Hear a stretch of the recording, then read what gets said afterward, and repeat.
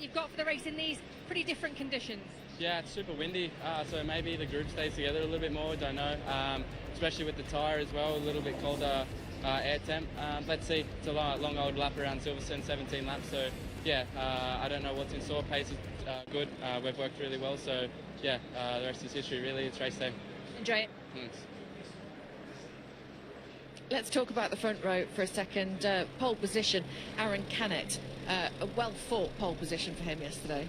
Yeah, Canet is super quick around here. You know, yes, last year he gave a really hard time to Jake Dixon until the very end, and he's very efficient with those flowing corners, and he's flowing like style as well. So yeah, Canet is gonna, well, he'll be in the fight for the win after that great performance, clinching the pole position yesterday. I'm just looking at some close-up shots there of Jake Dixon's helmet there, with Luca Gintoli on the back. Your son, that's quite weird for you. How good is that for a £5 ticket? You can enter that draw to win the actual helmet that Jake Dixon is wearing just right now. That's unbelievable, and all of that while supporting some great causes and charity for children with cancer. So yeah, absolutely. It's so beautiful of Jake to have done that. So yeah, I want to thank Jake and Sarah for this great idea and for making it happen. And if you missed scanning the QR code, then you can look at any of our socials and you'll find it on there. Joe Roberts then down in 14th, not great qualifying. He's going to struggle from there. He's going to struggle from there, but Joe Roberts fast this weekend. Joe Roberts looking really good this weekend. There's a few riders that are way out of place on this grid. Their qualifying was messy, if you remember. Yeah.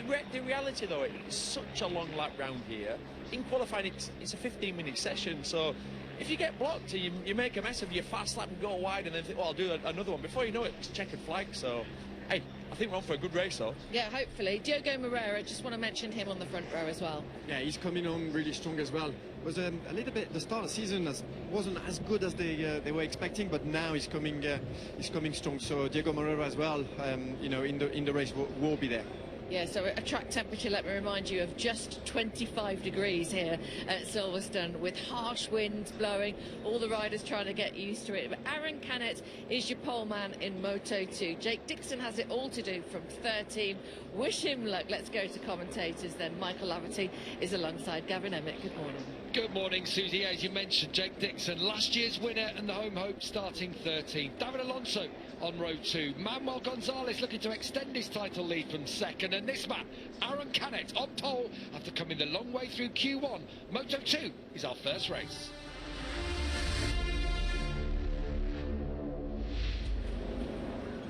Good morning from a fresh and breezy Silverstone.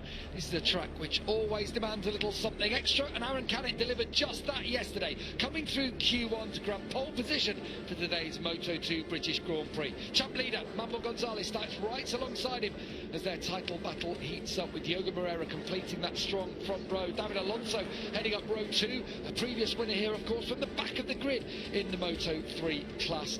His teammate Daniel Gardo still going well on the third row on the grid. But what about last year's winner, Jake Dixon? The home hero starts down in 13th, 5th row after missing the flag just before his final lap. He's got work to do, but we have, of course, seen him do it here 1 year ago. Looking down further through the order, some big names towards the back. Tony Arbolino 21st, Sergio Garcia in 22nd on the grid. Celestino Vietti on row 7 as well. Some huge names at the back. It is going to be a tough one though, Michael. We just walked up to inside Vale Chicane before the start of this race, and it was breezy. It's windy out there, and it's going to affect the riders on certain parts of the racetrack. But the biggest issue is temperature in the tyres, and it will cause the front end especially to cool down a little bit, which can cause a cold tear. In the early laps, you're more worried about getting the front tyre up to working temperature, and then as the race goes on, you're worried about maintaining that temperature, so you need to push it. It's one of those knife-edge scenarios. Silverstone's tough on tyres at the best of the times, but when you get a brisk, there's quite a chill to it, the wind that you feel around here, it makes it even more tricky. Yeah, track temperature is actually 25 degrees. It's not, you know, the end of the world.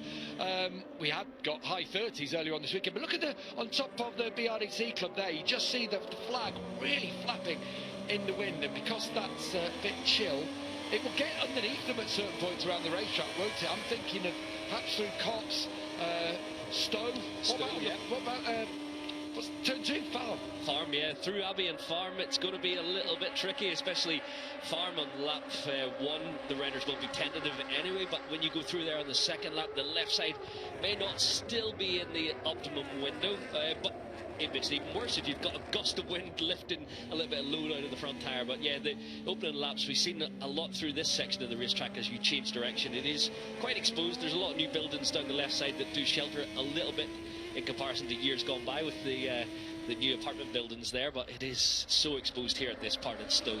Yeah, by the Porsche experience centre there to the bottom of your screen just opens up, and this is a massive airfield. There's parts of the track that are sheltered, parts that are exposed. We just were on board with Barry Baltus, back-to-back second place, of course, for the Belgian. Maybe his larger frame can help deal with this. In terms of the tyres, you mentioned them, everyone's gone with this development tyre. What's the deal there? It's pretty much the exact same compound as the SC0, the standard soft compound, so they've moved that rubber compound onto a new structure, so it provides a little bit more stability, and the riders are saying improved grip as well. So the entire grid have chosen this development tyre. It's the first time it has been brought, and it's working well around the racetrack here at Silverstone, and then it's soft fronts for everyone as well. So even though the Pirelli scenario of when it gets cold you go up in the compound, everyone's gone soft. We are ready for our first racing action then on the Grand Prix day at Silverstone. The British Grand Prix, sun is out, but the wind is whipping through. A reminder, Jake Dixon deep on the grid. David Alonso heading up row 2 and poised. Manuel Gonzalez in second. Title leader is in the hunt. Aaron Canet is on pole though. He's been second here for the last couple of years. What can he deliver today? As the lights go out, we're on the way in a huge wheelie for Manuel Gonzalez. You cannot get the bike hooked up down towards turn 1. That's completely changed his start to the race. And even Jake Dixon is alongside him at the start of it as they go into farm for the first time. Gonzalez having to recover. At the front is Diogo Moreira, who strikes early on and gets through on Canet. Canet will have the inside line into the loop though. Yeah, Canet fights back and holds his position and is close as they loop back through the loop section of the racetrack, building up through Linktree. But that was probably the first mistake of the weekend for Manuel Gonzalez, and it was a big one. He's in 11th, Jake Dixon in 12th, it's Canet leading, Moreira in second, Senna Ages looking racy early on, as is Isan Guevara, who comes through and up into 3rd spot. So Guevara having a fantastic start to this race, was 5th back in the USA, had a podium at the end of last year, but this is unheard of for Guevara in Moto2. Yeah, looking better in the middle of the 3rd row in qualifying. Isan Guevara, he's showing some speed on a weekend when it seemed like the Bosco chassis was struggling. He got it together in the afternoon session. Good lap in qualifying and a brilliant first lap from him. You see, there are still spots around this racetrack that are dampers. Canet comes back at Moreira, so the Brazilian dropped to second. Oh, that was tight between Aegis and Guevara. Out of Cop's corner. Is Guevara going to attack Moreira? Oh, I thought he was. He doesn't do so. He decides to sit tight behind the Brazilian. I'm looking further back. Gonzalez still is 11th. Dixon still 12th. But there is a long way to go in this race. There they are, 18 in the 96. Oh, and another little wobble onto Chapel. That could put him at peril here with Dixon behind him. Yeah, 17 laps around here is a long way, but Manny Gonzalez and Jake Dixon are both riders who have good race trim, as Isan Guevara leads his first Moto2 race, I think ever maybe, but yeah, he's come to the fore this weekend. We've always talked about his talent and potential. We have never seen anything like this from him in Moto2 as yet. And what happened with Canet though, coming onto the hanger straight, as David Alonso making moves on Barry Baltus, so he's gone up into 5th place as they come round club for the first time. It's the former Moto3 world champion Isan Guevara who comes through to lead for the Pramac Yamaha and Moto2 team. Moreira is in 2nd place, Canet is 3rd, Aegis in 4th. Ooh, Moreira having a look on the inside at Abbey on Guevara, but it's not to be. And Guevara's going to hold on to them into Village. Barry Baltus down the inside on David Alonso. I don't think he's going to get the place here as they change direction for the loop. Canet does take Moreira though. Moreira had gotten the tighter line. Canet swoops around and had that inside line again into the loop. A breathless start to this Moto2 race with Guevara leading them down the Wellington straight. They are all bunched together so tightly. got to be a little bit careful here. Obviously, Guevara's just got to push on and hope his tyres stay with him. But you can see Manny Gonzalez not making any headroad from where he's at. He's actually lost touch on the rear wheel of Alonso Lopez. So it's, yeah, maybe he's just settled into the race a little bit. I expected him to immediately jump forward. He's up to 9th now. He's got through on Daniel Garno. Jake Dixon in the same instant was forced a bit wide. I saw him in the top of shot. He's now gone back behind Ivan Ortola. As Canet again looks strong, doesn't he, into Cops to make that move on the previous lap, and does so again. This time it's to retake the lead of the race. Canet, Guevara, Moreira, 1, 2, 3. Aegis sat watching at the moment. Here comes Moreira on the switchback. Not to be. Completely different lines through there between the Brazilian and the Spaniard. We ride on board with the Valencian. Aaron Canet down towards Stoke Corner. No way through on this occasion, perhaps. I have to say, the wind appears to be making the slipstream much more important than it normally would be in a Moto2 race. It's effective, but Canet got off Chapel so well. Senna's out on the green there.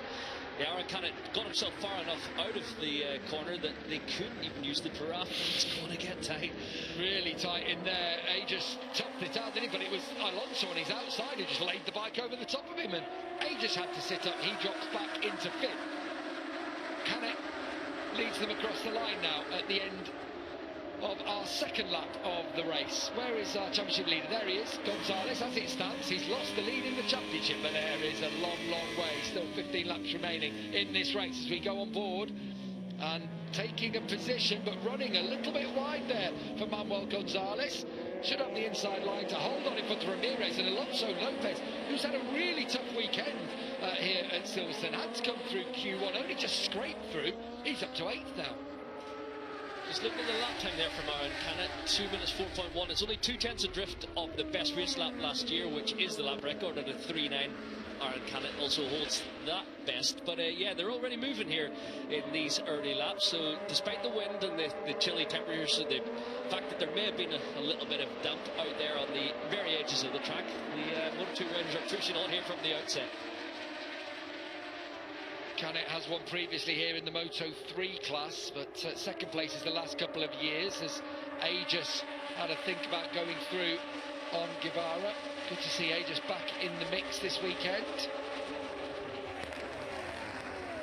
Through Maggots. Further back, you can see now Gonzalez starting to approach this front group, just behind Barry Baltus now. Dixon, meanwhile, is mired. He's there in 12th place. Canet dragging Moreira down towards Stowe. Moreira's got a little bit of a run on him here, and he's going to attack him down into the Stowe corner. He's going to keep the race. If it goes on like this, he's just going to keep it open. Certainly slipstream there in the wind. Moreira got off Chapel Curve a lot better there, and you can see the buffeting of his front fender in this slipstream, using that to great effect, and he takes the lead. Canet not let them lead for long though. Oh, that's contact in Vale between Canet and Moreira. The Spaniard wins out in the end as, oh, that's Senna Aegis on that tight line. It's going to get really squeezed now as they power down towards Abbey. Alonso, a little bit of elbow action. The young Colombian is feisty, we know it, but yeah, Senna Aegis is just learning it at the moment. He's been back and forth, and I think he's actually faster than Alonso in outright pace, but he's trying to dispose of him at the moment. Oh, and he had to sit up there. Had to, because Alonso just turned it on top of him. And that just all helps Gonzalez come through, and Gonzalez gets past Barry Baltus. Got a yellow flag in sector 1. I'm not sure who's through up and down the order. It's Dixon, is it? No, Dixon's back to 15. There's been contacted with him and Ortola. I'm sure because Ortola's gone. They were together across the line, and Dixon's back to 15. Oh, down we go! Crashing out, Manuel Gonzalez, the championship leader, has collided with Barry Baltus, who hits the fence at the back. He is furious, the championship leader. The Spaniard is not going to score any points here today in a collision with Belgium's Barry Baltus. 1 and 2 last time, both of them out. We need to see that again. Obviously, the rider on the outside closed the door a little bit, it looked like, with Baltus being hard on the brakes, but Gonzalez isn't normally mired in the pack, and he made a good move at the loop, set it up out of entry, but yeah, collision on the way in there, just 2 lines converging. And it's no points today for the championship leader. Here we go from above on the heli. They can see, so on the outside is Baltus, Gonzalez on the inside. I mean, it's one of those, isn't it? Yeah, it's a long entry there in the braking zone. Barry may have seen him in his peripheral, but not quite. Yeah, it's ahead of him all the way in, yeah, isn't exactly. He laid the bike across. Gonzalez is furious at that, but it's one of those, isn't it? For me, a racing incident. I don't know about you, Mike. Yeah, but it is, to be honest, it's a racing incident. Barry has the line out front. Gonzalez makes a half effort, not quite getting alongside to really make Barry give up the line, and the line come together too late. Reminded me a bit of Aegis Vietti in Thailand. Yeah, that sort of thing where if you're going to go for it, really go for it. Go for it, yeah, properly. Send it up the inside, and you may go a little wide, but you've got to let the rider know you're there. That's going to be reviewed after the race when Simon Crafar gets the duo into the steward's office. Right, so as it stands, Aaron Canet is your championship leader. He's your race leader. But Diogo Moreira is making life hard for him. Isan Guevara is still there in third, just losing touch with those. But here comes Alonso. Isn't this good to see? The Moto2 world champion. It's taken him a little bit of time. I will remind you, because we have talked a lot about David Alonso and expectations. He dislocated his shoulder at the start of the year. Testing, basically no testing for him whatsoever. And it's just taken him some time. But the kid has huge talent. Isan Guevara is... well, a fellow Aspar Moto3 world champion previously, of course, goes back in front of him at Brooklands. But Alonso, it's good to see, isn't it? The class is there, you can see it. We do not doubt his talent, and it's been a tough few rounds, being slightly in the shadow of Danny Holgado on the other side of the garage as rookies. Look at the twitch of the bike through Woodcote. Senna just wasted no time, sends it down the inside. Will he go a little wide? Not this time. Last time around he didn't quite make it happen. I think Senna's got the best pace out of these three, but obviously these two young Spaniards not giving it easy to the Australian today. Moreira's corner entry is so fast. The way he gets into the apex, absolutely eats up the ground on Canet every single time. Yeah, he's got a slightly different line through the naked section as he changes direction from Blackett's into Beckett's and Chapel. But it helps him on the run then down to Stowe. He's got the run again. It's going to be a move, but Canet's not letting them have it easy here on the brakes. Aaron's pushing on to control the pace. Wider sweeping line from Isan Guevara in third spot. The gap between he and Moreira sitting about 3/4 of a second. Further back down the order, Alonso Lopez it is who leads the chase group. Previously been on the podium here in Moto2, if you remember, all the way back in 2022. His first full season in the class. Canet leads them at the end of lap 5. A reminder, if you've just joined us, Manuel Gonzalez has collided with Barry Baltus. You're 1 and 2 from the last couple of races, in fact, in Jerez in Spain, and they both crashed out. Hope Baltus is okay, because he rode right to the fence as well, didn't he, and just collided with it. Yeah, the bike from Gonzalez collected him a second time, and unfortunately for Barry, I thought he was going to stay on 2 wheels, but unfortunately for him, it wasn't to be. On board with Canet. Let's have a look at Moreira on this occasion. Down towards Brooklands. It's corner entry, isn't it? It's that phase. Diogo looks really comfortable on the front end. As you mentioned, the last minute entry, how he trails the brake right to the apex. He sits a little bit taller. Obviously, Aaron's a smaller rider. But yeah, he just sits a little bit taller on approach, and yeah, he looks comfortable. Tyres, I know this is early to be talking about it, but I'm just looking further down the order. You know, pace is very, very similar across the field, but are they going to be able to maintain it? That's the big question, isn't it? Whether in these conditions, whether even in standard conditions, you'll be able to keep your tyre all the way with you to the end. Who's going to have it in the latter stages?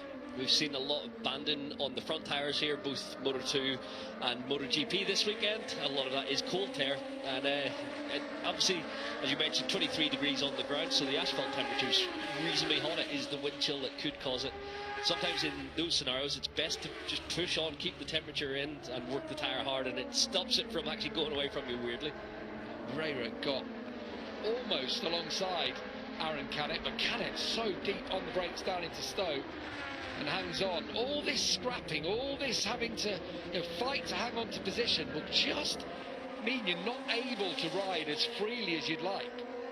Yeah, the front 5 here is bunching back together. Then you've got Philip Salac now got to the head of the chase pack, got through on Alonso Lopez this time around. Salac has got pace this weekend, but it's a bit of an ask. There's a decent gap there, 2.6 seconds. He's got to make to get across to this lead 5-10 wheeler here. The 5 riders all battling at the front.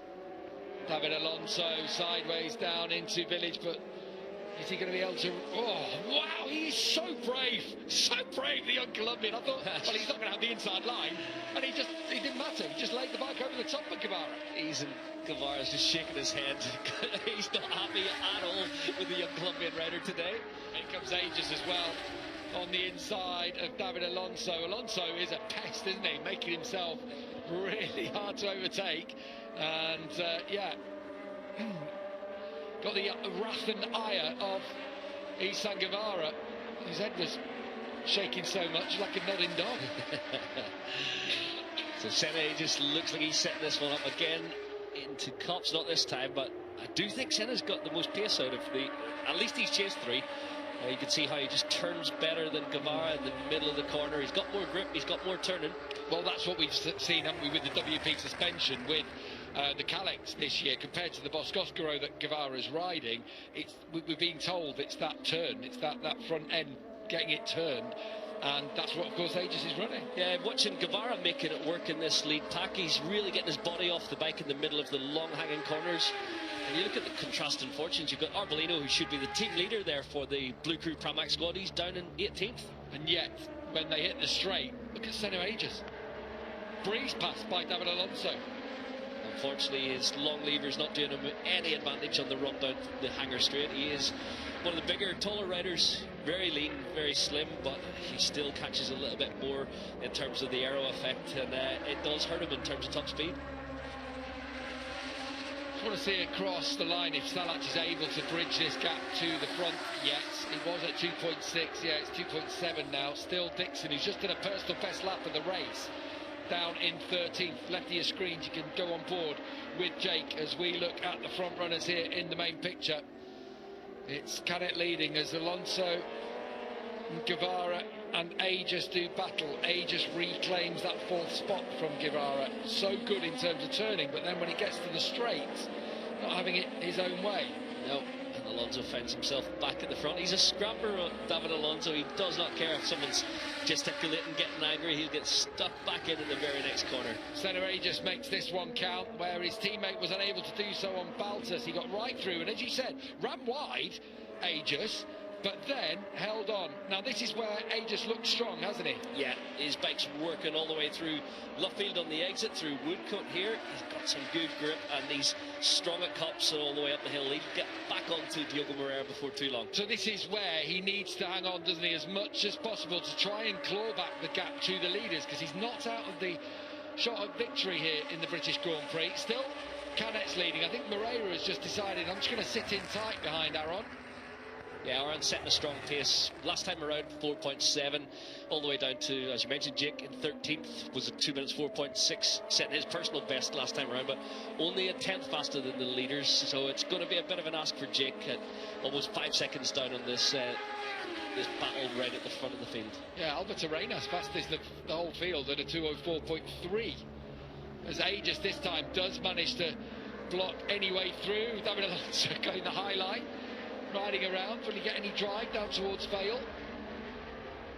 Moreira has another look, briefly exchanged positions. Again on the brakes, Aegis hangs on, runs it deep once more, but he has bridged that gap a little bit here, Michael. Yeah, you can see the strengths that the Aussie has today. He just needs to shake off the threats from behind, which is David Alonso. He does not care. He's not thinking strategy in terms of working together. He's just thinking, I need to get past the bike in front every time. It's good to watch, but frustrating for Senna at the moment, I would imagine. Jake Dixon's got through on Joe Roberts. Looks like he's about to go through on Danny Olgado as well. Left-hand side of your screens. Oh, it's going to get tight in there, but he has got past Danny Olgado. It looks like into 11th place. Next on his hit list is Albert Arenas, his former crew chief. I wonder if Baltus and Gonzalez will have a bit of a discussion about that one later. It'd be good to see it back. We've only seen it from the heli shot, so it'll be good to get their takes on it as well. Celestino Vietti's got past Ramirez up into 8th place. Aegis has definitely bridged that gap. Canet and Moreira did 2:05s last lap. Aegis, a 2:04.6, the fastest rider on track.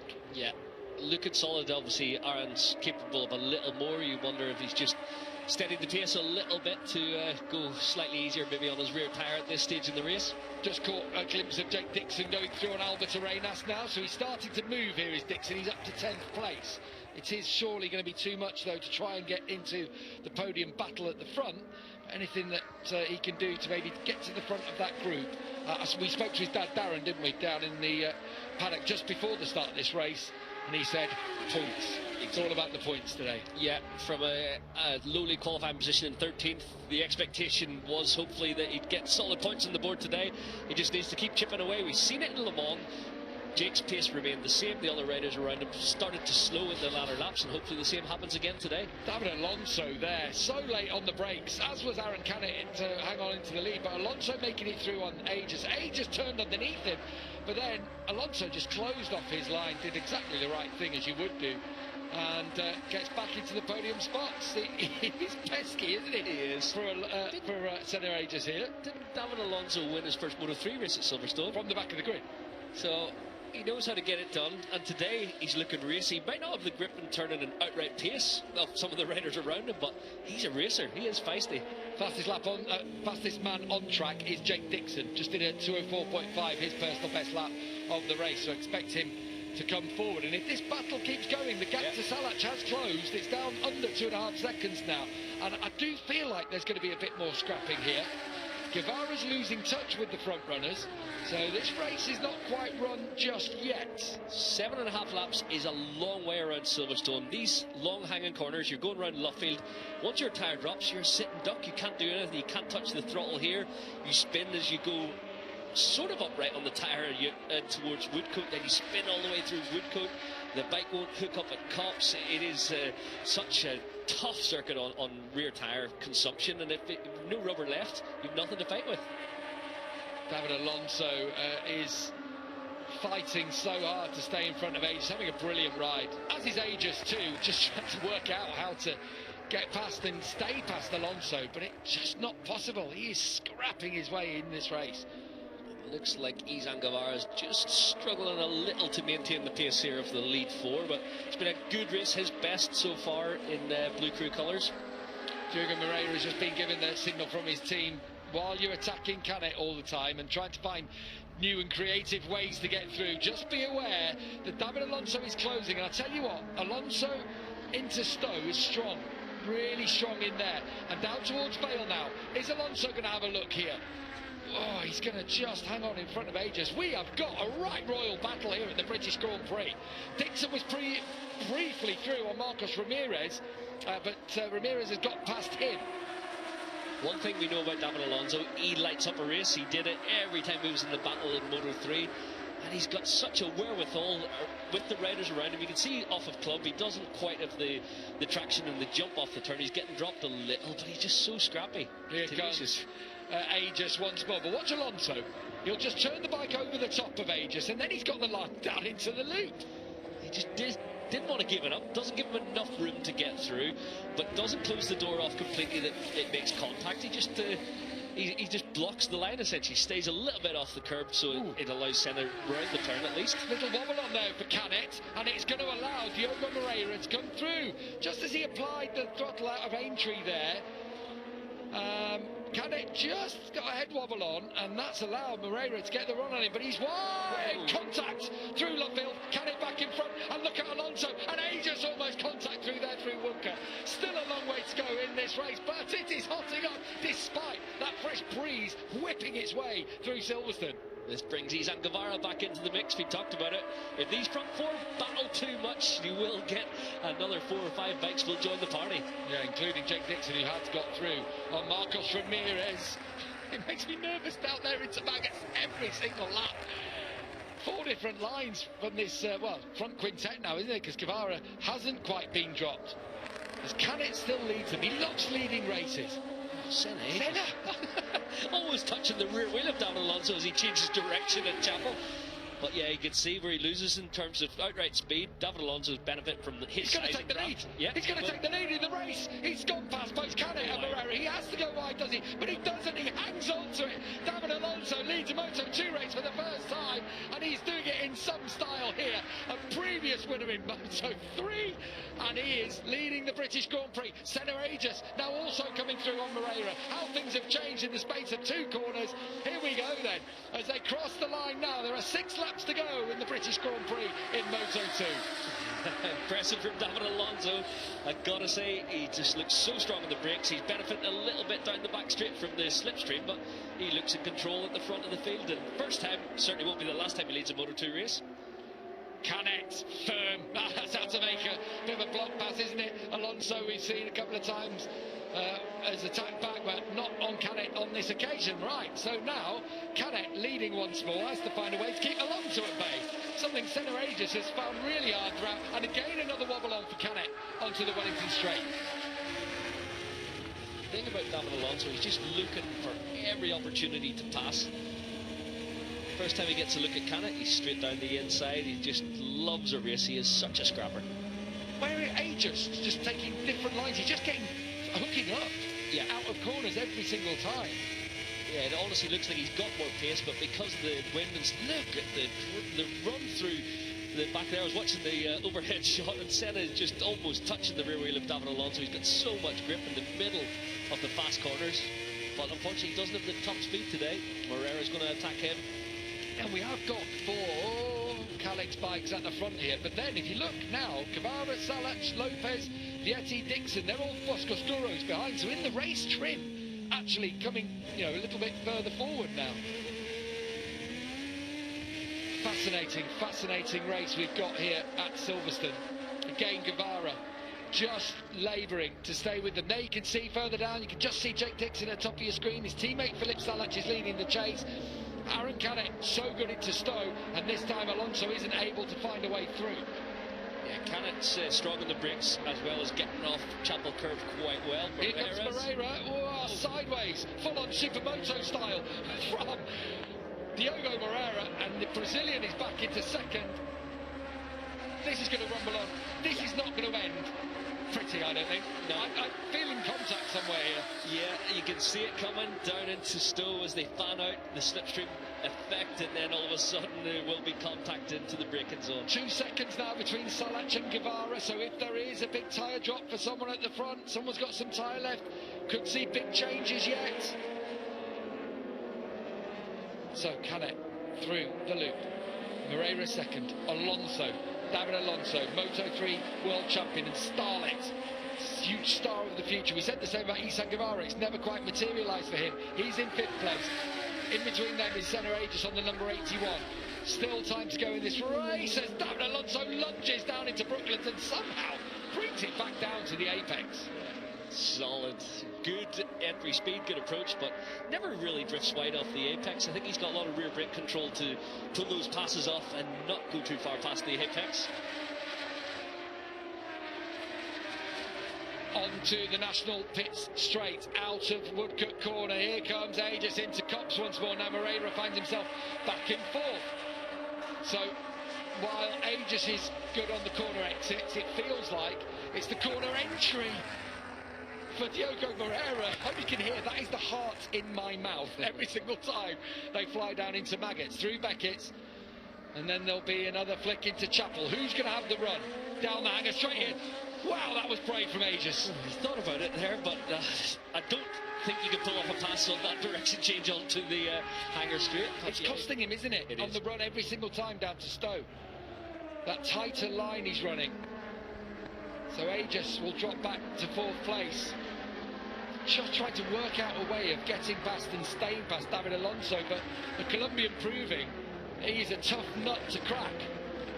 Yeah, for Senna, he will be frustrated at the end of the race if he doesn't stand on the podium. He's certainly one of the fastest riders in this pack, but it is getting ahead of them, keeping them behind down the hanger straight hurts him. Obviously, he has that slightly tighter line on the way on, may compromise his speed onto the straight, but then he's just a little bit struggling in the draft effect.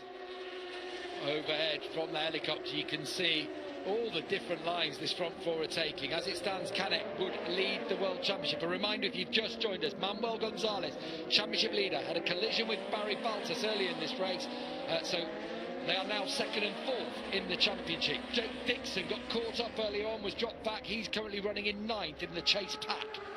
Yeah, Jake's only 3.5 off the lead. He was 5 and a bit seconds a while ago, but I don't think there's going to be enough laps for them to join the party today. Moreira back in front of Senna Aegis as they dice it out once more for the final spot on the podium, all still harbouring hopes of taking the winner's trophy home with them. Remember, Canet has won races, but there are no Moto2 wins for Alonso, Moreira or Aegis, or Guevara, who's still got all this watching brief in the back as Moreira and Alonso almost collide through Cops corner, and Moreira back in front. Well, this battling is giving Canet a little bit of breathing space, although we called it earlier in the race, Moreira is so strong on approach through this Maggots-Beckett's Chapel complex. Yeah, eating up the meters. Really have it's a tough snake to work out, isn't it, that one? But you've got to make sure you get a good drive. You've got to sacrifice a little bit through after Beckett's to make sure you get the drive out of Chapel down to here, down to Stowe corner. Surely Alonso's got to run wide here. He does it so well to pull it back every time. He's obviously used the slipstream effect on so many occasions now. He knows where to hit the brakes and how much pressure to apply. Moreira fights immediately back. This is helping Canet out the front now as this trio do battle for second. Aaron Canet has a bit of breathing room across the line, the biggest the gap has been at any point in this race, with Canet the new championship leader by the looks of things, 4/10 clear of Moreira now with 3 laps to go in the British Grand Prix. They've got to be careful at this point in the race, Aaron Canet. He's a wily old fox. He can just put the hammer down. If they give him the signals he crossed the line that he's got 4/10 of a second, he knows that's enough breathing space to run wide flowing fast lanes qualifiers. Look at the top of your picture, Celestino Vietti's coming, you know, as well. Here's Alonso Lopez going through on Philip Salac, Jake Dixon just behind them, but Vietti is motoring, you know. Vietti now has got Isan Guevara in his sights, that he's coming down to 10th every sector. Good to see Joe Roberts in the mix there, just behind Jake Dixon. Oh, close there with Senna Aegis and David Alonso. Senna can see that Canet's getting away, and he's going to get frustrated here. He's got to get through on this occasion. Look at the drive he's got there off of Luffield. Every single time he's made up ground there, he's made up ground here, but then he just loses out in other parts of the racetrack. Canet, meanwhile, pushing on at the front. So we talk about the differences. These two bikes are WP shod, David Alonso and Senna Aegis. Senna could get through here. Oh, that's so tight down into Maggots. Jaw-dropping stuff from Alonso and Aegis, but thankfully they both stay on the bike. They both stay in the battle for second, but they are not close enough to Aaron Canet with 2.5 laps remaining. This is all working into the hands of Aaron Canet. At the moment, he's maintained it just under 5/10 of a second. It's pretty much status quo here around the lap. Every single time on the Hanger Straight, Senna Aegis loses, doesn't he? He's just losing out on the straights. Great on corner exit, but for some reason when it starts going up through the gears, his size is preventing him from staying in front. On this lap, I think they've closed the gap on Canet. Remember, it was 0.4 across the line last time. Let's see when they cross the line with 2 laps to go. 0.3. Isan Guevara's just hanging in here waiting to pick up the pieces of a feisty Colombian and Brazilian rider, both wanting the same piece of tarmac in the last lap. South American superiority at stake here between the Brazilian on the number 10, the Colombian on the number 8. He is sideways down into Village. Still Celestino Vietti eats up the ground behind them. It's amazing, they're all still in the same picture. You know, Dixon has just been passed by Joe Roberts. He's been dropped back into 10th place, but they're all only 4 seconds behind the leaders. Great Moto2 opener to today's race card here at the British Grand Prix. Again on the straight, Aegis just has to go for a late lunge to stay and get in front, actually, of Moreira. Yeah, he got a good run through Linktree, Senna Aegis, but the top speed is certainly lacking today. It's tough for him to maintain the position. He works so hard around the lap and then gives a lot away down the straights. So yeah, he does. He definitely has the grip to get this done, but I don't know over the last lap and a half if he can keep Moreira behind him. Alonso was 4/10 quicker than Canet on that last lap, but has he got anything to win his first Moto2 race in just his 7th ride, of course, in the championship? It's been a really tough start to the year. A best result of David Alonso of 11th so far this year, and he's been battling for the lead throughout this race. I love it.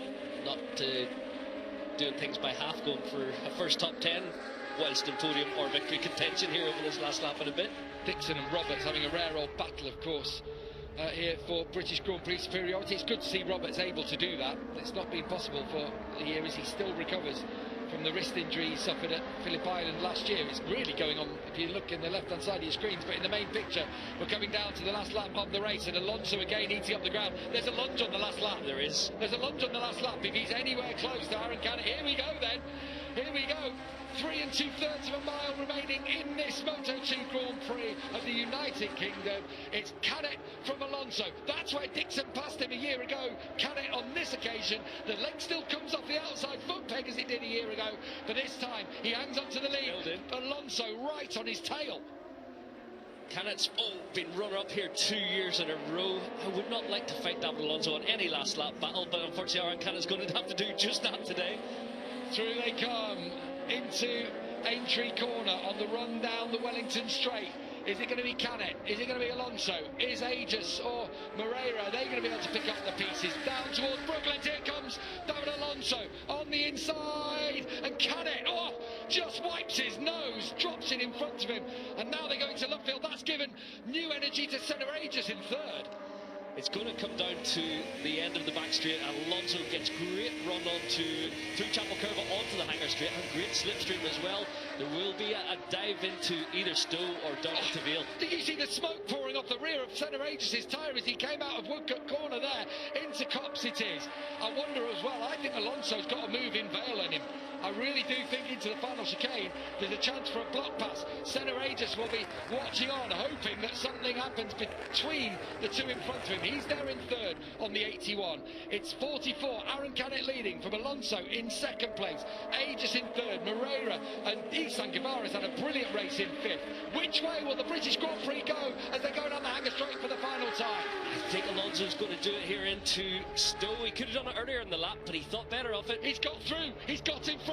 There's no way for Canet. He's got to run wide, hasn't he? He does a little, but he's going to close off the line. He's going to come down to Vale. Can David Alonso win here, just like he won his first Moto3 race at Silverstone? Canet's coming late, really late, really late, and Aegis comes through. Senna Aegis picks their pocket, and he's going to win the British Grand Prix. Contact between Alonso and Canet. Canet misses out on the podium, and Senna Aegis wins for the first time in the intermediate class. Diogo Moreira is 2nd. I do not believe what we've seen there. Canet lunged into Vale, and Aegis was brilliant, brilliant to ride through and take victory. Oh, first class for Senna Aegis. I've got to say, he was the fastest rider on track for so much of the race. He was losing out on the straights.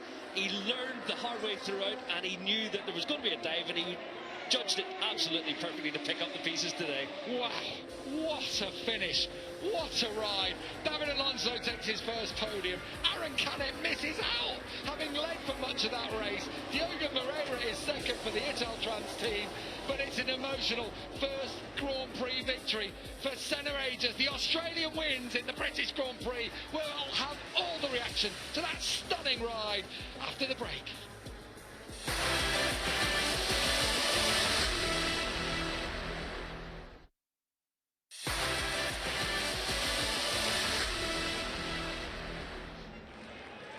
We have just witnessed a race for the ages in Moto2. David Alonso celebrates with his Aspar team. Diogo Moreira celebrates 2nd place, his first podium of the year. But the Aussie, Senna Aegis, has been knocking on the door this year, and he takes victory. It's been his teammate who's been dominating this season with 3 wins to his name, but now it's Senna's turn. Been on the podium a couple of times. His dad, Jono, down there, gets his arms around his son. He will be one proud dad today, Michael. Yeah, superb ride from Senna. I felt for him in the race because you could just see he was losing out so much in the straights today, but he was fantastic in the middle of corners on acceleration off them. and he judged it to perfection. He had learned from how Cannett's hoping that there's going to be still a podium on offer, that maybe someone touched the green. Hard done by today. Aaron Canet led the majority of the way, but when you go up against David Alonso and the brakes into Vale, it's going to get tight, and unfortunately for Aaron Canet, it wasn't to be today. But yeah, quality podium, quality race all round, and I think a very, very worthy maiden win for Senna Aegis. Isn't that great to see? From Camden, south of Sydney, New South Wales, came through dirt track, motocross, always had promise, came through the Asia Talent Cup. There's Joel Kelso, they're good pals. He'll hope his day's coming later on today, won't he, in Moto3. But Senna is a good kid, really smart kid as well, speaks so well, doesn't he? Remember when he got that podium in Phillip Island? Almost unexpected, and he was just so eloquent, wasn't he, when he came and spoke to us afterwards. Yeah, he is a lovely individual, hard-working, and yeah, you got to say commitment for him and Jono to leave the family behind and be in Europe throughout. Well, it's been a few years now through Junior GP. Brad Binder come down to congratulate him. They do spend some time together up in Andorra, training and riding. And Sam Sunderland as well, another Andorra boy. He trains and rides. They ride trials together up there a lot. Yeah, Dakar winner who waved the flag. Yeah, he moved over at a young age, didn't he, Senna, to get over. I remember Leon Cameo involved, wasn't he, helping him out in his early days up there in Andorra, and I am so pleased for him, for his family. His mum will be back home in Australia, because that's it. They've got the life going on still back in Australia. Yeah, exactly. He says, I get to go home at Christmas, and that's it. Sometimes his mum and sister get along to some European events, but typically they don't see each other much throughout the entire summer leg of the GP season, and it's been the same in Junior GP. But yeah, they put in the hard yards. There were times he raced for the Simoncelli squad in Junior GP, and he was at the very back struggling to score points. Too big for a Moto3 bike, but it's all come together as a Moto2 rider. Jake Dixon, it wasn't to be. The fairy tale, unfortunately, didn't come true for him today. Just having a little debrief with Lucio Nicastro. In the end, in terms of the championship, Michael, with Gonzalez crashing out, it's not too disastrous. Right, that huge smile is back, and it's on the podium today. Colombia's David Alonso is third, and so with the Jack Appleyard. Oh, get your glasses back, David. David, we knew that it wouldn't take long for you to return to the Moto2 podium. At last you're here after what's been such a challenge at the start of the year, a real journey to get here. Just how good is it to get your first podium in the class? Well, I am really happy. Of course, we are really competitive, and I was thinking on winning today. Not possible because, well, these big boys, I have a lot of experience. I need to keep learning. But anyway, it was so hard to start the year. So hard the winter. So difficult to adapt to this Moto2 bike. Lot of frustration there, lot of days crying, and like come to Silverstone where I won my first race in Moto3 and do my first podium in Moto2 is like a special place. This is for all the team that support me, and also the first in the first part of the season I didn't believe in me, and was the team that was believing on me. So that I need to say thanks for that, and also for the physios and the doctor here on the track support, because I am sick, and they put me as best as possible for the race, because I cannot breathe very well. Thank you so much. Great to see you back in Parc Fermé. Well done, David. Thank you. I love you.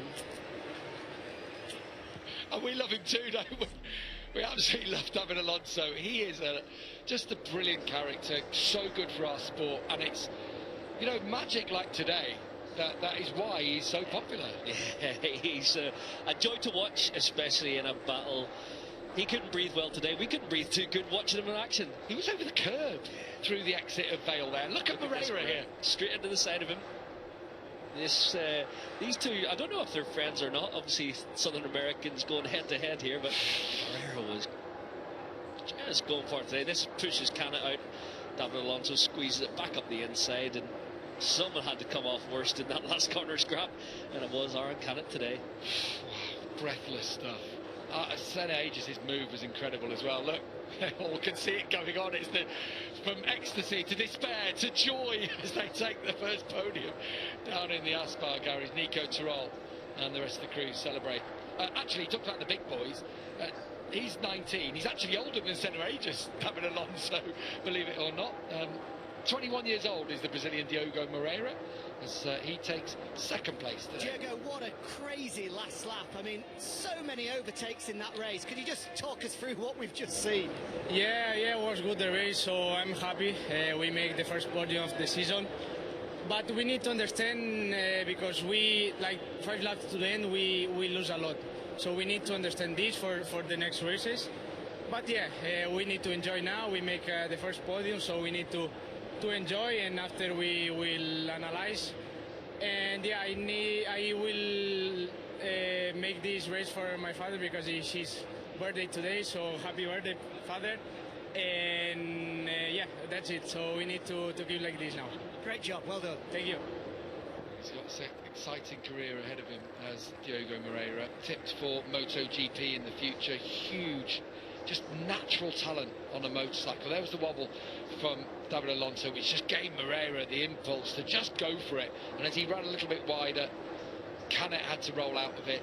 Alonso went on to take third, Moreira second. That's his best result in Moto2 so far. Has won in Moto3, but it's his best in Moto2.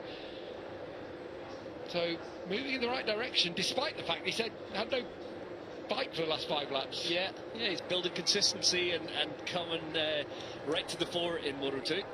Right, let's hear from the Aussie, youngest on the podium, and he is standing on the top step for the very first time.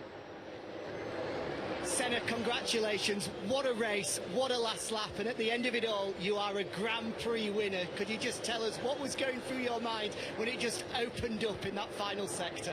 How good. That sounds amazing, mate. I honestly can't believe it. I battled so hard during the race, and I always get past on the straight, and I was like, where is I? And I couldn't pass in sector 1. I couldn't quite get a good enough drive out of 2, so I was like thinking I need to pass to get a gap for the straight, but I always made my moves 2 corners before the straight, so someone would pass me back, and you know, I thought I'd try to get a podium. When Alonso went for Aaron, I saw Aaron like square him up, and I went, this is going to go bad, so I waited, let the brake off, and I couldn't believe it. You know, all my family watching back home, I wish they were here to celebrate with me. I can't, it hasn't sunk in yet. Grand Prix winner sounds pretty good to me, mate, so I'm so proud of everyone, and it hasn't sunk in, and I'm just so happy. Huge congratulations. Thank you so much. Apologies for a bit of language there, but what a starter for 10 that was. How good was that race? Susie, that's why we come here. This is why we cover these races. We travel the world. We spend time away from our family for that. For a proper race. It was a humdinger, wasn't it? No one crashed. I thought they were all going to take each other out at one point. What a last section. Well, 2 did crash. No, what I mean, I thought right at the end, I thought they were all going down. You know, and you don't want it to end that way. What I want to see is fair, firm fighting. And it was all about this straight. Alonso had waited perfectly. He knew where to pass. He got the slipstream. Gets it perfect. He's a fraction wide around the penultimate corner. And now it's down to Vale. He's going to go defensive. Canet swings to his inside, and I thought it's too far back. But he wants to win, so it lets the brake off. Boom! A little collision there in Vale. But that's the winning move. That is it, Senna Aegis, instant. That's, honestly, you can't teach that. Half a gap, he just went for it. To see an Australian win, he spent, well, 4 or 5 years away from his mum. His mum's back at home, his sister's back at home. He lives in Andorra. Just, honestly, I'm blown away, honestly. I'm so happy for him. And do you know what? His bike was slow. He rode harder than everyone. He deserved that win. I enjoyed it. You wouldn't know. Did you? But that's why I love racing. That's why you love racing. I know, but I love it when you get on one. Oh, wow. It was so what fantastic for Senna. And like you say, you can't be further away than Australia, and he's had to do it the hard way. And, you know, we've talked to his family before, and obviously his mum's in Australia, the rest of his family in Australia. Jono travels with him, and they live in Andorra. And it's days like these, isn't it? And he gave a lovely interview there, Sylvain. You know, kind of not quite realising it's happened, but really excited that it has happened. All the emotions raining down on him at once. Didn't quite sink in yet, did it? He's not quite, you know, took the magnitude of this thing. His first Grand Prix win, absolutely unbelievable, and he deserves it so much as well. His racing was on point. He was the one with a better pace. He was the one with the more tyre at the end of the race as well. He was just lacking a little bit of top speed, so for him to come away with a win, really well deserved. What a race that was. You just have to feel a little bit for Aaron Canet, because going in there, you didn't think that he wouldn't at least be on the podium. I know. Do you know what, as well? He didn't do a lot wrong. He went for it, and I'm pleased. Canet of old would have thought, oh well, I'll take a second. He risked it all, and do you know what? It didn't pay off for him, but. I mean, someone was always going to lose out, and unfortunately it was Canet. And before we go to the podium, David Alonso, we want you to know that we love you too. Let's go and celebrate. Not can you? He's absolute box office golden. Well, having seen Spaniards win already 4 out of the 6 races so far, we've got another different flag, and not actually on the podium here today, as the Liquid Moly Dynavolt Intact team celebrates another winning trophy. The CEO of Silverstone, Stuart Pringle, hands over the trophy to David Alonso, the first of many, I'm sure, in the intermediate class for the Colombian. That bodes well for his season, which has taken some time to get going after his early season injury. But he's coming through now. Diogo Moreira, excellent once more. That's his first podium of the season. He sits 5th in the championship, really consistent so far this year. Matt George from Tissot, the sponsors of the event, hands over the trophy for the very first time to Australia's Senna Aegis, who is the British Grand Prix winner. And now we'll get a chance to have a rendition of the Advanced Australia Fair.